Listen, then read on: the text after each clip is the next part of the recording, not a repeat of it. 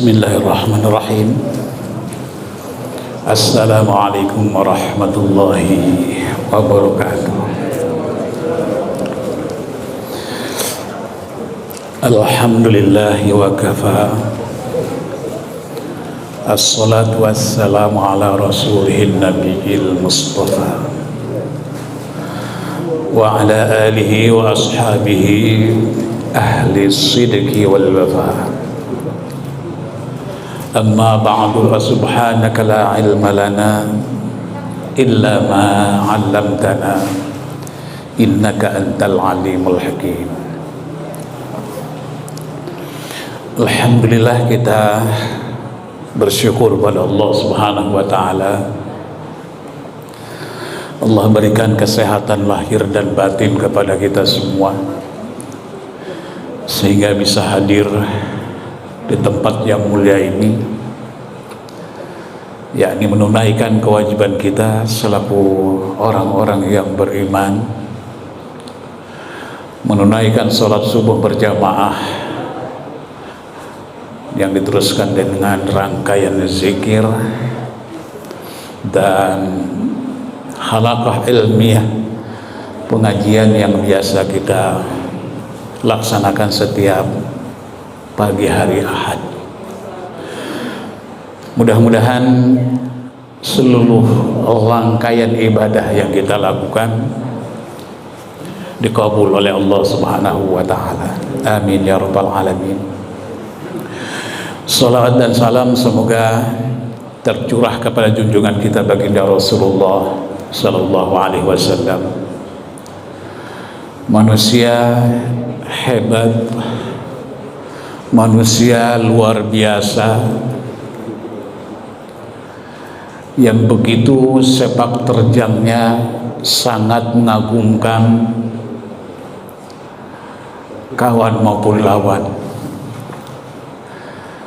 sehingga dengan penuh kesadaran manusia dengan sendirinya berbondong-bondong untuk masuk ke dalam ajaran Islam tanpa ada paksaan, tapi karena keteladanan yang luar biasa yang tidak pernah mereka lihat dan mereka saksikan sepanjang hayatnya,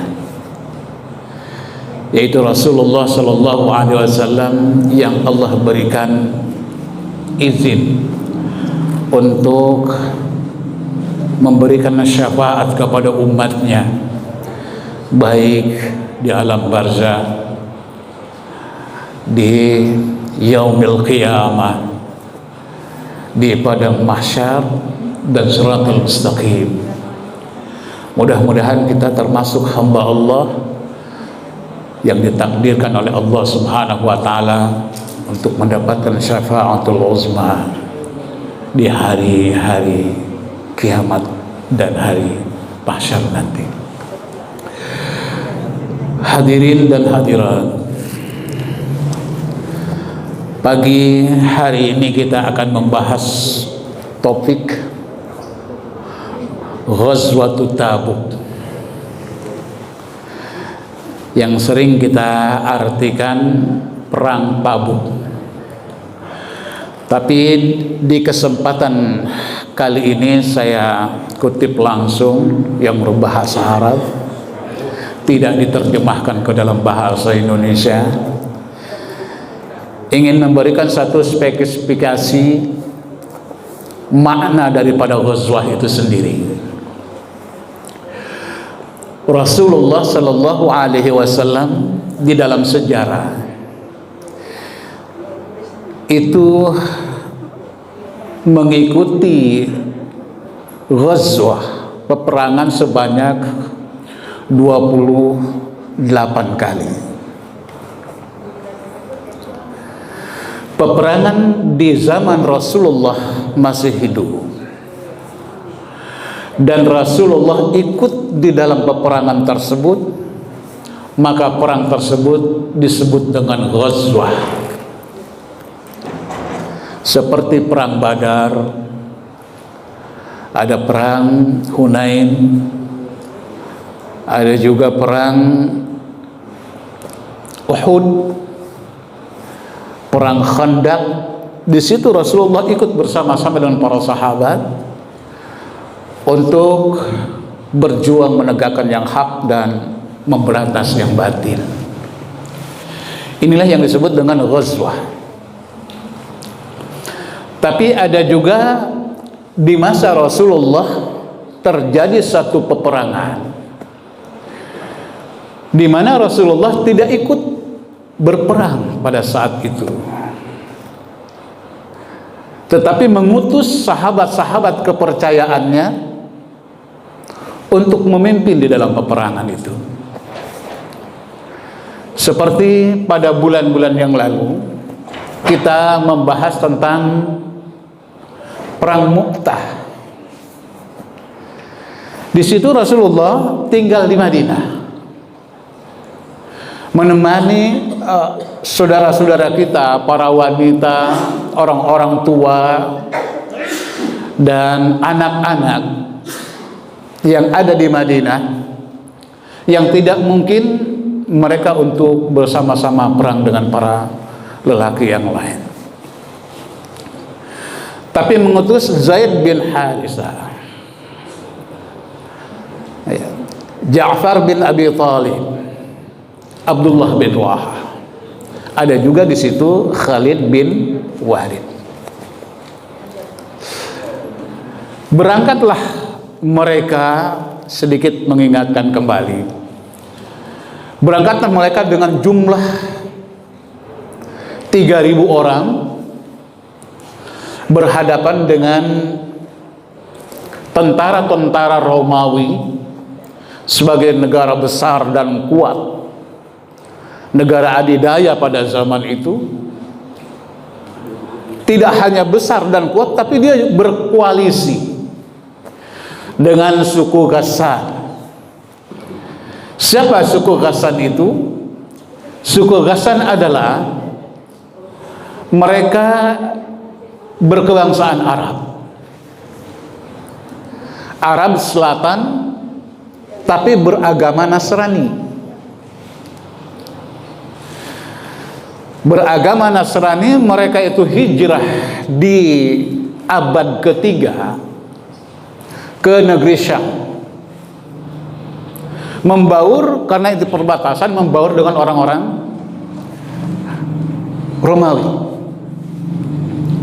Syam itu sekarang menjadi 4 negara. Ya.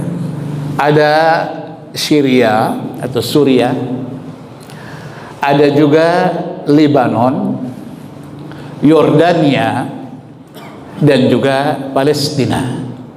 Ini 4 negara ini meskipun dalam keadaan kondisi berkecamuk peperangan, ya. Ini ke-4 negara ini adalah merupakan negara Syam. Mereka pergi ke sana dan beragama Nasrani.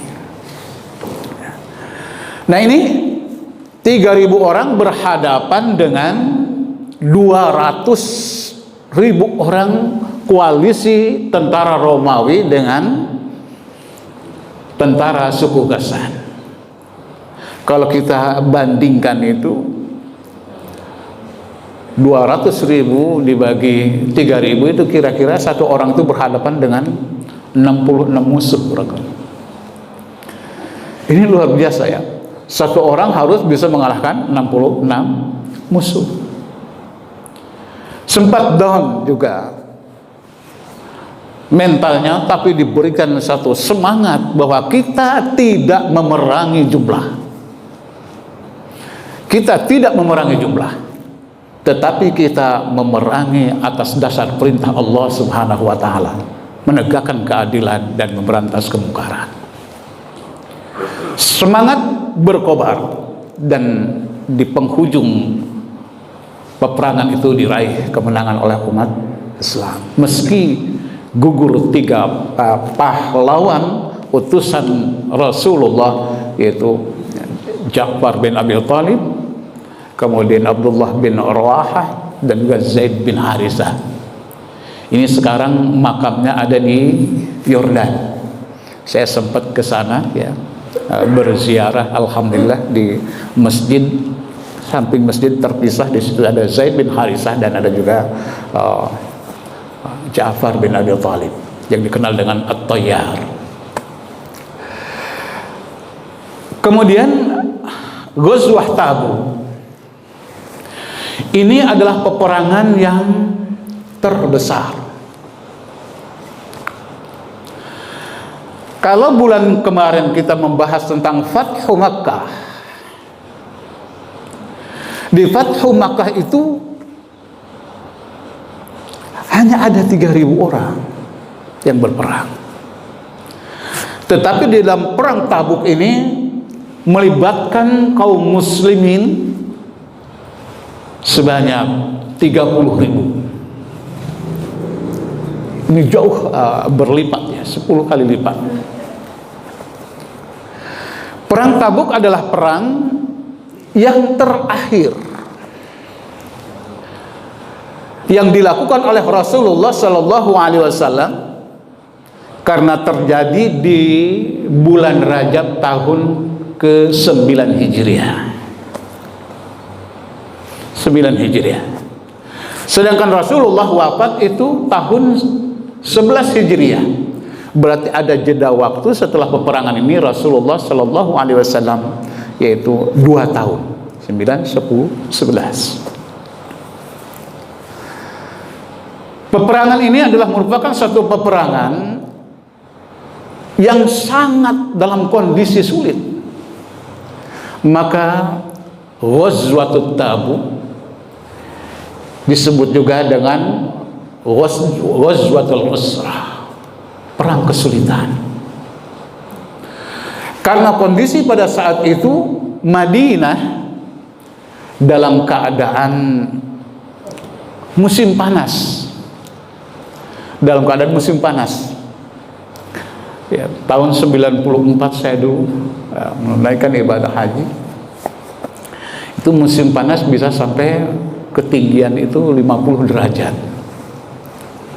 Sehingga anjuran dokter yang memantau kesehatan jamaah, kita harus minum setiap jamnya itu 1 gelas minimal. Karena ini apa? Akan berakibat, kalau tidak minum akan berakibat dehidrasi, kekurangan cairan, dan banyak yang jalan jatuh kemudian meninggal. Ya. Kita bisa bayangkan di zaman Rasulullah, musim panas, musim paceklik. Ya. Sehingga di dalam peperangan ini tidak seperti peperangan-peperangan sebelumnya. Kalau peperangan sebelumnya kadang-kadang Rasulullah dia berperang tanpa memberitahukan kepada yang lainnya ikut saja dengan Rasulullah. Tapi di saat ini, di musim paceklik, musim panas, dia sampaikan kepada para sahabat-sahabatnya bahwa dia akan berperang dan akan berangkat menuju Tabuk, karena disinyalir bahwa tentara Romawi akan menyerang umat Islam. Jangan sampai terjadi peperangan itu di Madinah, sebab akan mengakibatkan banyak korban. Dia akan bunuh orang-orang yang tidak ikut berperang, termasuk orang-orang, para wanita, orang-orang tua, dan lain sebagainya. Maka berangkatlah ke sana. Perang Tabuk juga adalah merupakan satu perang terjauh sepanjang hayat Rasulullah. Itu rentang jauhnya perjalanan ada 778 km. Ditempuh dengan menggunakan onta. Itu onta satu orang, ya, satu onta itu untuk 10 orang, ganti-gantian tuh. Pertama ada yang naik dulu, yang lain jalan. Setelah itu dia turun, jalan, kemudian yang lainnya naik baru. Jadi ganti-gantian untuk 10 orang. Perjalanan sebelum perang saja itu memakan waktu 15 hari. Bolak-balik berarti 30 hari. Ini luar biasa. Kalau kita jalan 15 hari, nggak bakalan bisa perang kita. Ya, sampai sana langsung kita tidak berdaya, tinggal musuh aja bantai kita. tapi bagaimana kita mengakui kekuatan Rasulullah dengan para sahabatnya. Iman ini yang membuat menjadi kuat. Kesulitan ini yang membuat dia menjadi kokoh dan tangguh, melahirkan pertolongan dari Allah Subhanahu wa Ta'ala untuk menyeru dan menyampaikan risalah kenabiannya. Sangat jauh dan sangat lama. Rasulullah berjalan 15 hari, kemudian berhenti di Tabuk. Tabuk itu adalah sebutan nama tempat di antara Wadil Qura dengan Syam. Itu tempat di situ ada lembah di situ. Rasulullah datang ke situ dengan para sahabat sebanyak 30.000 orang dan tinggal di situ selama 20 hari. Jadi berangkat 15 hari, di sana 20 hari, dan balik lagi 15 hari. Jadi peperangan itu memakan waktu sampai 50 hari. Ya. Perang kesulitan, ya. Dalam hal ini Allah Subhanahu wa Ta'ala langsung yang memberikan informasi ini terekam di dalam Al-Quran surat At-Taubah surat ke-9 ayat 117. Bismillahirrahmanirrahim. Laqad taballahu 'alan nabiyyi wal muhajirin wal ansar alladzina ittaba'uhu fi sa'atil usrah. Sesungguhnya Allah Subhanahu wa Ta'ala telah menerima taubat Nabi. Taubatnya orang-orang muhajirin, taubatnya orang-orang ansar, dan mereka yang mengikuti Nabi di masa-masa sulit, fi sa'atil usrah. Ini ya namanya ghazwatul usrah, di masa-masa sulit. Karena mereka kadang-kadang berangkat hanya membawa satu kantong air kecil dia minum, sedangkan perjalanan sangat jauh, gitu ya. Sampai di perjalanan itu kehabisan bekal. Padahal sebelum berangkat ini Rasulullah memanggil nih sahabat-sahabat untuk berinfak, untuk memberikan sesuatu yang bisa dimanfaatkan di dalam perjalanan itu agar sampai ke Tabuk sana. Ada Abu Bakar As-Siddiq radhiyallahu anhu, itu sampai 40.000 dinar dia keluarkan untuk modal perang itu. Seluruh hartanya dia berikan. Ini ya Rasul, hartaku manfaatkan untuk peperangan ini. Lalu Rasulullah bertanya, ya Abu Bakrin, wahai Abu Bakar, apa yang kau sisakan untuk hidup keluarga? Apa kata Abu Bakar? Aku sisakan untuk keluargaku, yaitu Allah dan Rasulnya. Subhanallah, ketawakalan yang sangat luar biasa. Ini Abu Bakar. Wajar kalau dia itu menggantikan Rasulullah sebagai pemimpin negara, pemimpin agama, dan pemimpin umat sebagai khalifah. Ya. Karena waktu awal-awal pun ketika Abu Bakar itu dimusyawarahkan oleh para sahabat yang lain, tertuju pilihan kepada Abu Bakar setelah Rasulullah wafat.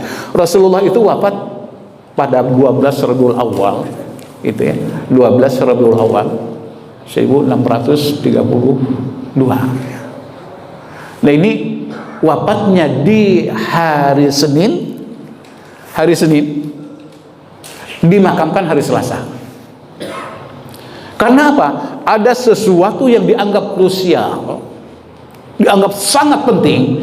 Siapa yang mengestafetkan kepemimpinan ini? Tertujulah kepada Abu Bakar dengan isyarat disuruh untuk memimpin salat ketika Rasulullah dalam keadaan sakit parah. Itu dipilih berapa? Begitu diadakan musyawarah dan memilih, itu dipilih 100% semuanya milih Abu Bakar. Kalau kita misalnya dalam pilkada 100% rasanya berat. Bahasa Arabnya itu mustahil ya. Berat rasanya. Ini 100% semuanya memilih Abu Bakar.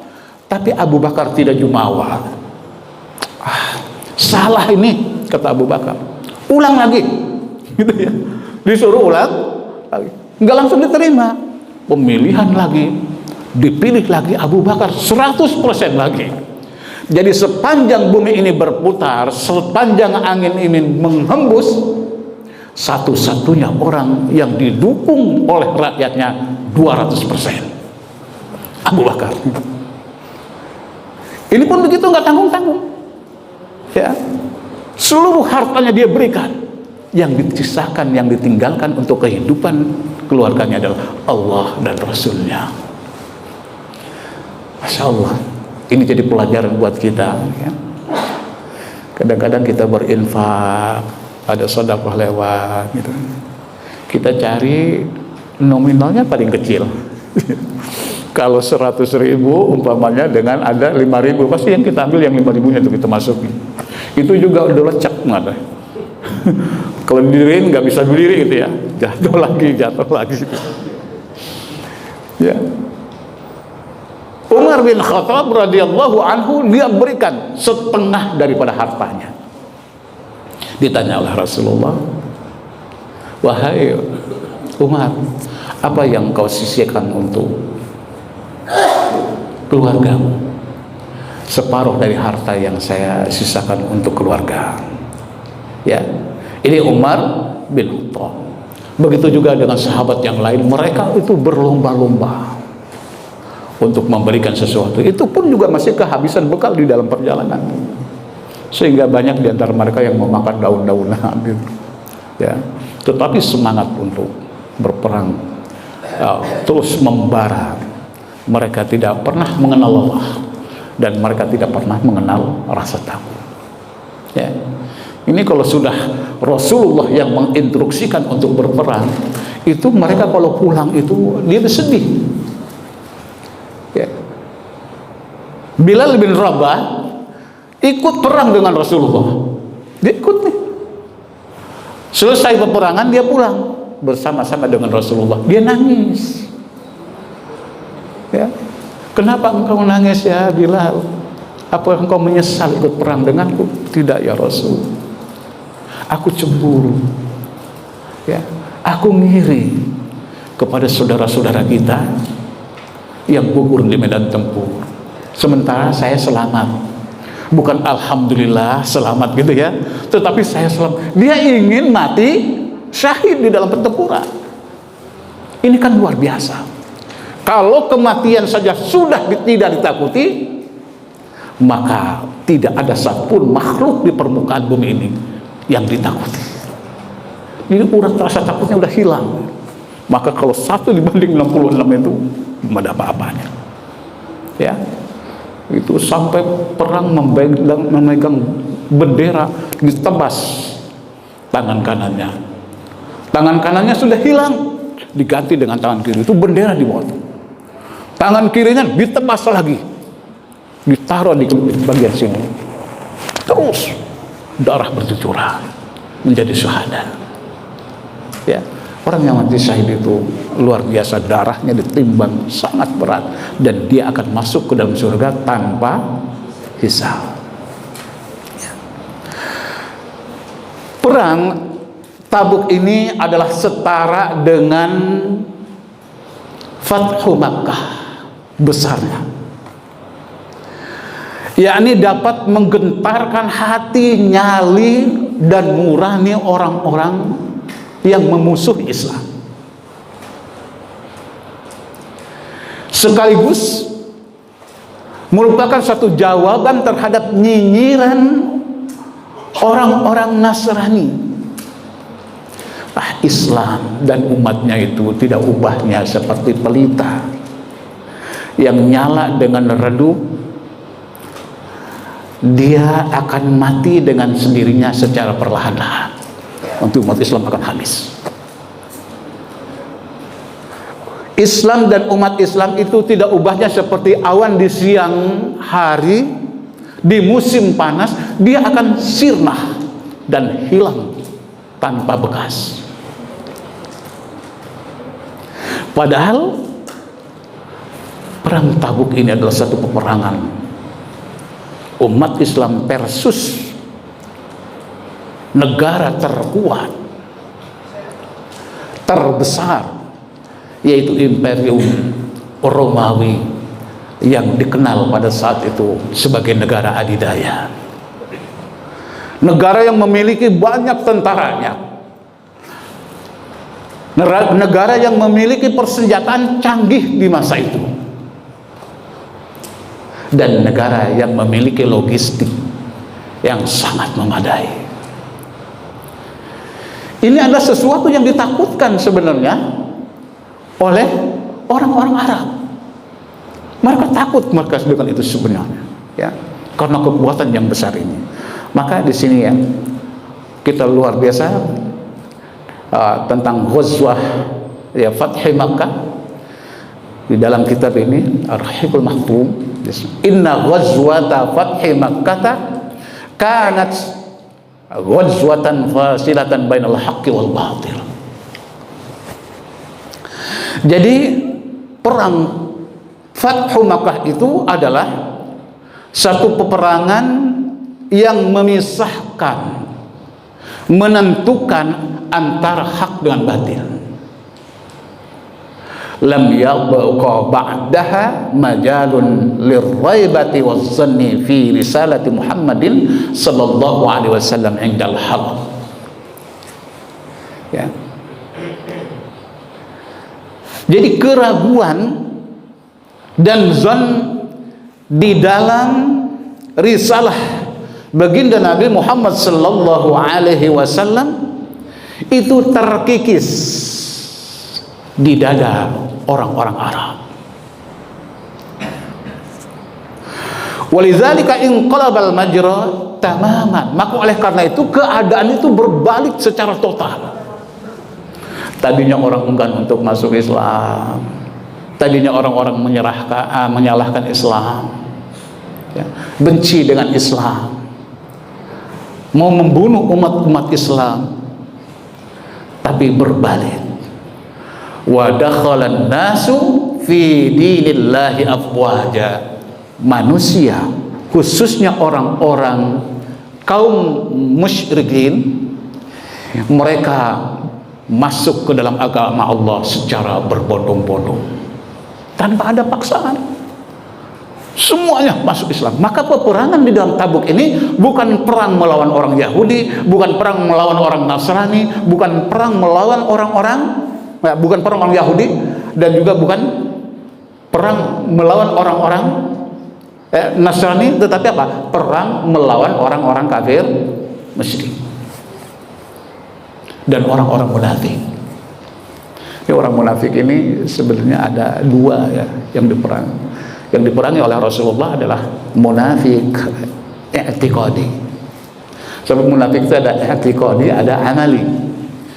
Kalau munafik i'tiqad itu keyakinan dia sebenarnya orang kafir, tapi dia sembunyikan kekafirannya, menampakkan keislamannya untuk meraih sesuatu, untuk keselamatan ataupun yang lainnya.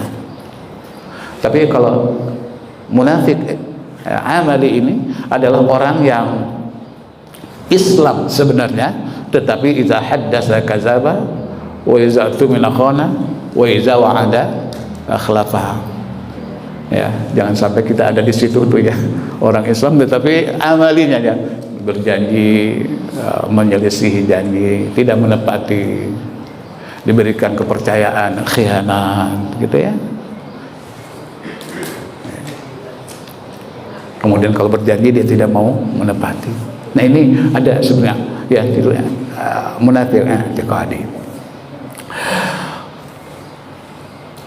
Orang-orang manusia pada saat itu mereka masuk kepada agama Allah secara berbondong-bondong, kama sayazharu zalika mimma taqaddamahu fi fasil mufud.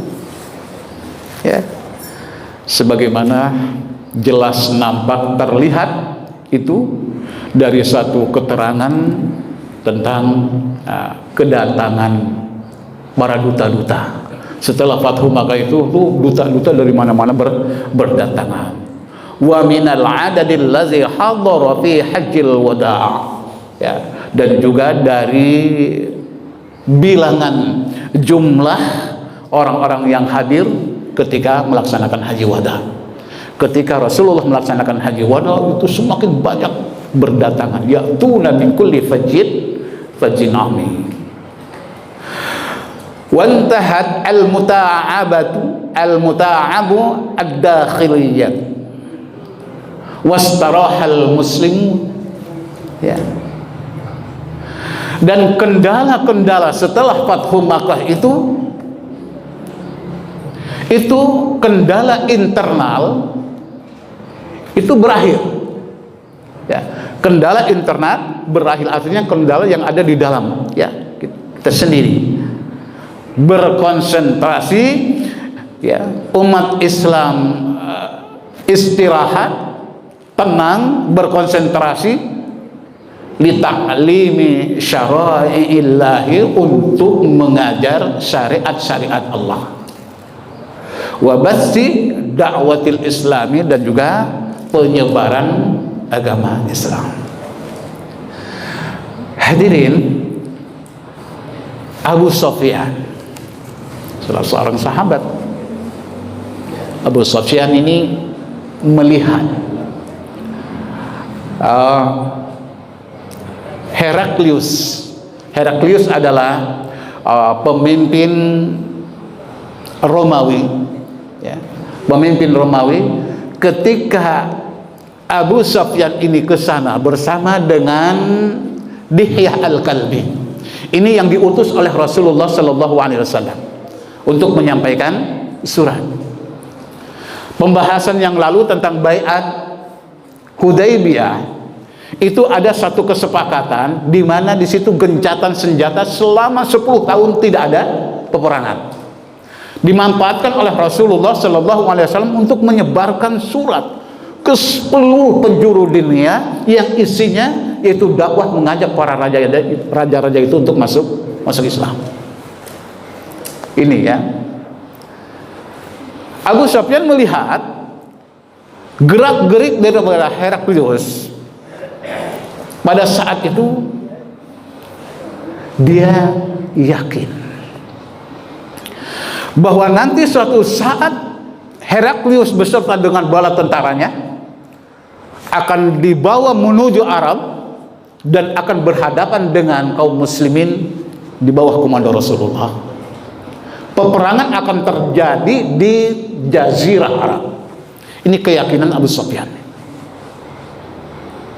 Ya. Inilah Abu Sufyan. Dan dia berkata, alangkah besarnya kekuatan Umar bin Abi Kabsyah.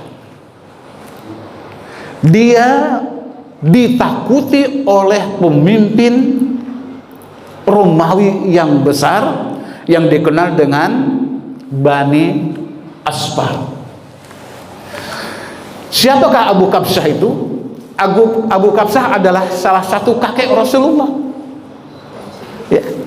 Cuma kita sering membaca kakek Rasulullah dari jalur ayah, ya, Muhammad bin Abdullah bin Abdul Manaf, gitu ya, dan seterusnya.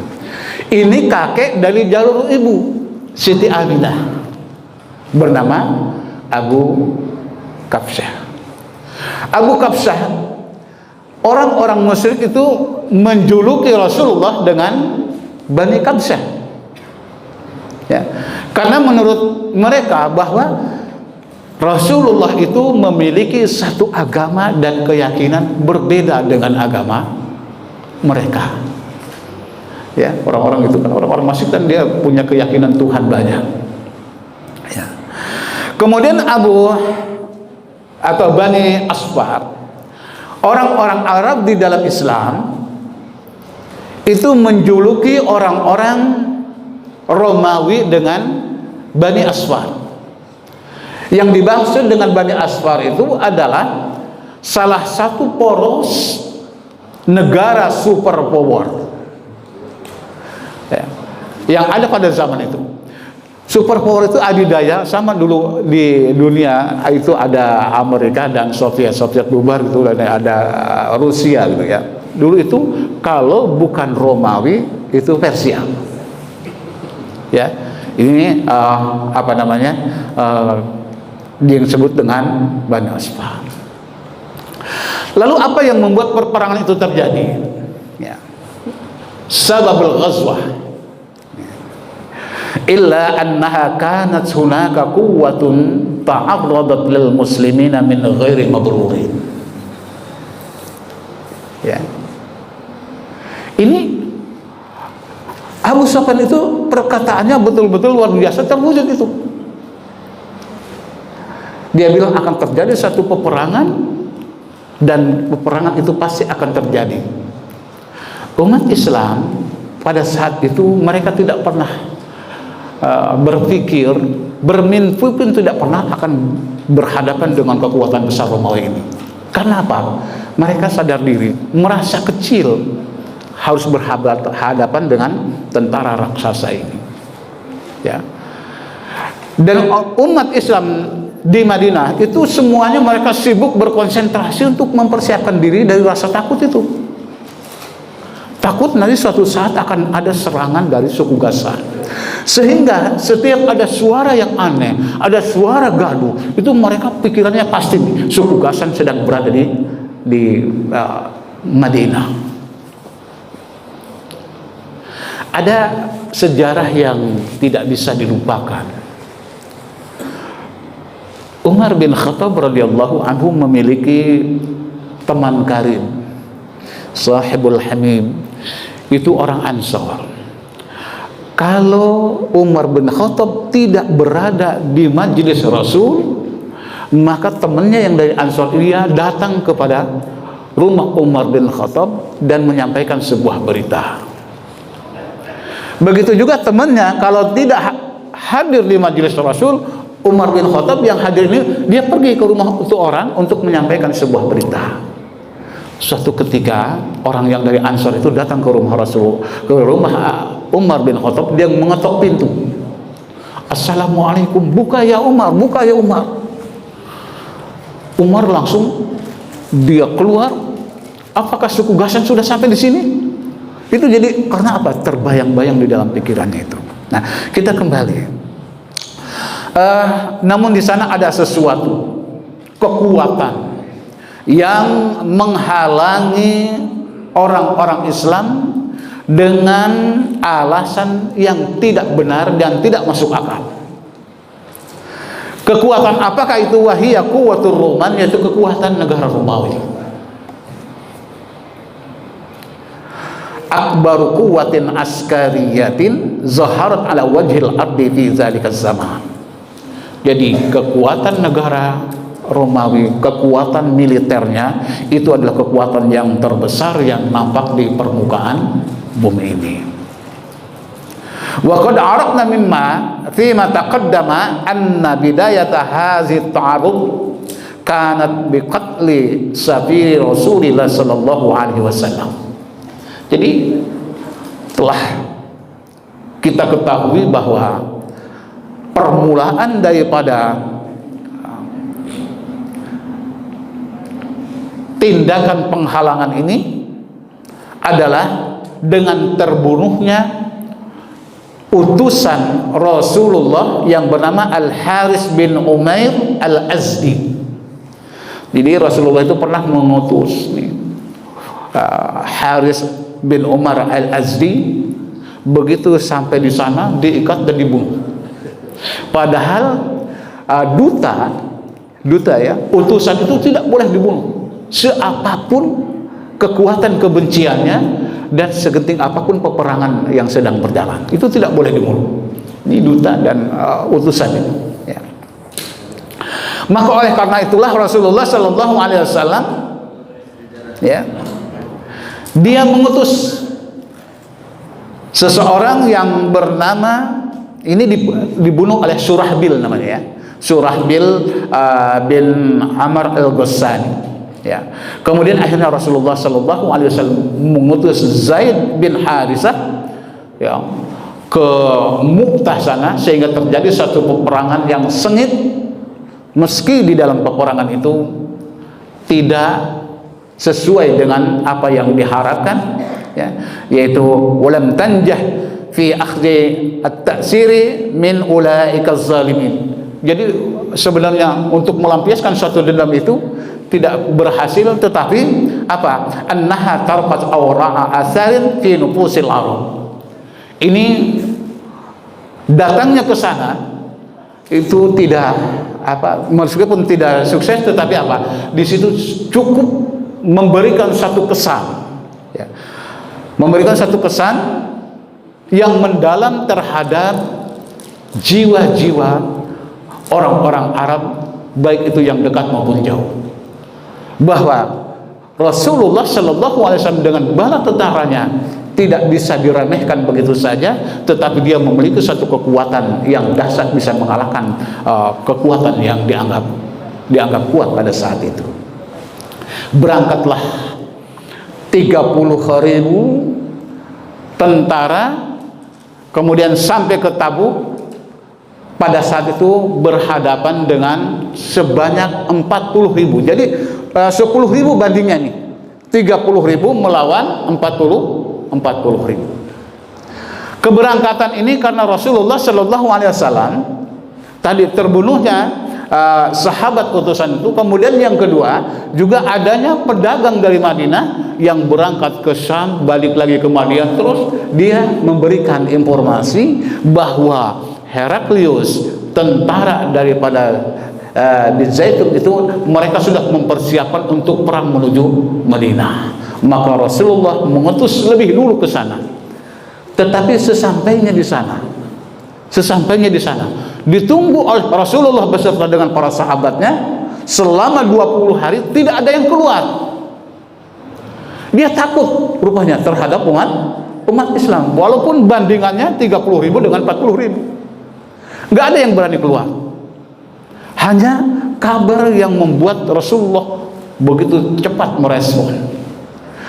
Ternyata setelah ditunggu 20 hari di sana, mereka hanya mengutus delegasi, mengutus orang-orang sana untuk datang menemui Rasulullah dengan membawa upeti yang sangat banyak. Sampai 3 orang datang ke sana membawa upeti yang sangat banyak kepada Rasulullah dan menyatakan menyerah sebelum berperang. Ya, dan mereka menyatakan utusan ini bahwa kita ingin berdamai saja, tidak perlu adanya peperangan. Sebagai kompensasinya inilah sejumlah ghanimah yang Allah yang dititipkan oleh mereka. Dan akhirnya Rasulullah pun pulang kembali, dan akhirnya selesailah satu peperangan yang disebut dengan perang Tabuk, yang mana sebenarnya tidak berperang ya, tetapi ada satu keinginan untuk berperang, cuma karena dia menyerah sebelum berperang, yang akhirnya Rasulullah pun pulang dengan syarat tidak boleh saling mengganggu ya, ketenangan, ketentraman dan keselamatan masing-masing. Nah, ini saja hadirin yang dimuliakan oleh Allah Subhanahu wa taala, ada hal yang dapat kita ambil hikmahnya, bahwa para sahabat Rasul begitu gigih dan kuat untuk memperjuangkan Islam dan keselamatan umat Islam. Apa yang dapat kita lakukan untuk Islam dan umat Islam pada saat ini? Sejauh mana kita telah memberikan sumbangsih kepada saudara-saudara kita kaum muslimin? Sahabat pun begitu memberikan satu didikan dan contoh kepada kita semuanya, di mana dia menginfakkan seluruh hartanya, sebagian hartanya, padahal dia ikut berperang. Yang artinya mereka betul-betul mengamalkan satu pengorbanan jiwa, raga dan harta. Wajahidu bi amwalikum wa anfusikum, berjihadlah dengan amwal, dengan harta dan jiwa. Ya. Kalau kita tidak bisa berjuang dengan jiwa, berjuanglah dengan harta. Kalau kita tidak bisa berjuang dengan harta, berjuanglah dengan akal pikiran kita memberikan sesuatu solusi kepada saudara-saudara kita yang mengalami kesulitan di dalam hidupnya. Dan banyak lagi hikmah-hikmah yang lain. Ini saja yang dapat saya sampaikan. Terima kasih atas perhatiannya dan mohon maaf atas segala kekurangan. Assalamualaikum warahmatullahi wabarakatuh.